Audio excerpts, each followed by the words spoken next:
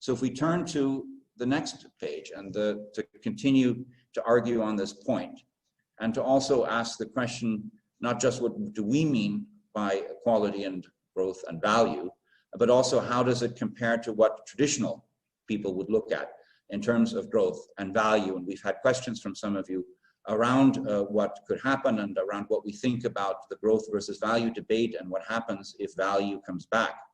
This is how we think about it. So you have on one axis the price to earnings multiple, and on the other axis the earnings per share growth, so the classic metrics that you use to look at these things. And we've put some boxes there around the ratios. We can argue about exactly where they are, but what we mean by growth type companies and what we mean by value companies. For us, essentially then value companies are ones that trade at a price to earnings ratio below 15 times. That's based roughly on what Benjamin Grain said. It's based on what some value investing friends of ours think, and I think you would probably agree. For us, quality is the range that you see there, the box that encompasses the potential for both, that has significant earnings growth, but that also has price to earnings ratios that are not too elevated. So if you look at it, you can see that the MSCI World, and that's, I think, the key point from a portfolio perspective that we want to make, has a price to earnings ratio of about 22 times, as we saw, and basically is looking at earnings per share growth for 2021. So looking not at the end of this year, but the end of next. That is roughly in the 17% range.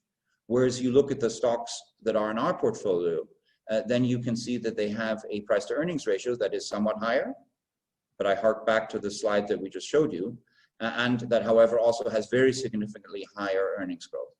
And that comes, in fact, from the fact that the digital companies that we invest in are looking at, and that goes to the opportunities that we see, have very significant opportunities going forward, almost no matter what happens in terms of the pandemic and the impact that it has, whereas a number of other companies, in particular in the consumer, in the healthcare and life science, and in the industrial space, have significant catch-up that we think will take place and that have the prospects for generating very significantly higher growth.